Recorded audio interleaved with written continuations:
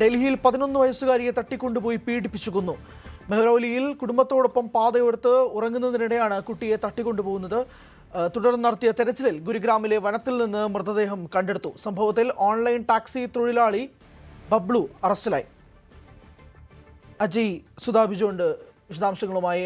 അജയ്, കുടുംബത്തിലെ 4 കുട്ടികളാണെന്നാണ് മനസ്സിലാക്കുന്നത്. അവർ പാതയോരത്ത് ഒരു വാടക വീട്ടിലായിരുന്നു. അതിനുശേഷം പാതയോരത്ത് താമസിക്കുകയായിരുന്നു എന്ന് മനസ്സിലായത്. പോലീസ് എപ്പോഴാണ് ഈ പ്രതിയെ പിടികൂടിയത്? ഇയാൾ എങ്ങനെയാണ് കുറ്റം സമ്മതിച്ചത്? നൂറുകണക്കിന് CCTV ദൃശ്യങ്ങൾ കേന്ദ്രീകരിച്ച് നടത്തിയ അന്വേഷണത്തിനൊടുവിലാണ് ഈ ഓൺലൈൻ ടാക്സി ഡ്രൈവറായിട്ടുള്ള ബബ്ലു നിലവിൽ അറസ്റ്റിലായിട്ടുള്ളത്. ഈ കുട്ടിയുടെ കുടുംബം യഥാർത്ഥത്തിൽ ബീഹാർ സ്വദേശികളാണ്.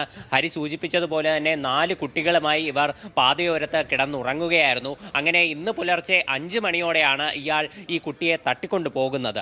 പുലർച്ചെ 5 മണിക്ക് മെഹ്റൗലിയിലുള്ള CDR ചൗക്ക് എന്ന് പറയുന്ന മേഖലയിൽ വെച്ചാണ് ഇയാൾ കുട്ടിയെ തട്ടിക്കൊണ്ടുപോയത് എന്നാണ് വിവരമുള്ളത്.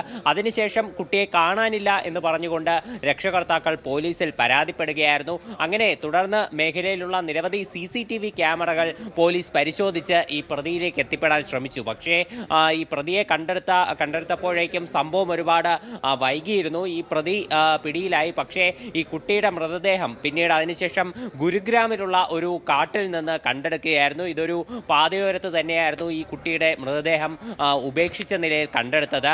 ഈ പ്രതിയെ ചോദ്യം ചെയ്തതിനെ തുടർന്ന് ഇയാൾ തന്നെയാണ് കുറ്റം ചെയ്തതെന്ന് സമ്മതിച്ചിട്ടുണ്ട്. കുട്ടിയെ അവിടെ നിന്ന് എടുത്തുകൊണ്ട് പോയി തുടർന്ന് ഗുരുഗ്രാമിൽ എത്തിച്ചതിന് ശേഷം പീഡിപ്പിച്ച് കൊലപ്പെടുത്തിയതിന് ശേഷം മൃതദേഹം അവിടെ തന്നെ ഉപേക്ഷിക്കുകയായിരുന്നു. ഈ കുട്ടിയുടെ കുടുംബം ബീഹാറിൽ നിന്ന് ഡൽഹിയിൽ എത്തിയതിന് ശേഷം അവിടെ ചെറുകിട തൊഴിലുകളെല്ലാം ചെയ്ത് ജീവിക്കുകയായിരുന്നു. ഈ കുട്ടി ട്രാഫിക്കിൽ ബലൂൺ വിറ്റാണ് ജീവിച്ചിരുന്നതെന്നാണ് വിവരമുള്ളത്. 4 മക്കളിലുള്ള ഒരു കുട്ടിയാണ് ഈ 11 വയസ്സുകാരി. ആ കുട്ടിയാണ് കൊല്ലപ്പെട്ടത്. വളരെ ദാരുണമായിട്ടുള്ള സംഭവം തന്നെയായിരുന്നു. ഈ പ്രതിയിലേക്ക് പോലീസിന് എത്തിച്ചേരാനായത് വെറും 6 മണിക്കൂറിനിടയ്ക്കാണ്. ഈ ഒരു 6 മണിക്കൂറിനിടെയുള്ള അന്വേഷണത്തിനൊടുവിലാണ് ഈ പ്രതിയിലേക്ക് എത്തിപ്പെടാൻ സാധിച്ചത്.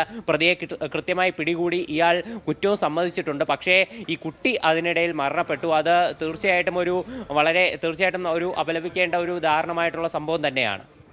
ശരി, വ്യക്തമാണ്. അജയാണ് വിശദാംശങ്ങൾ നൽകിയത്.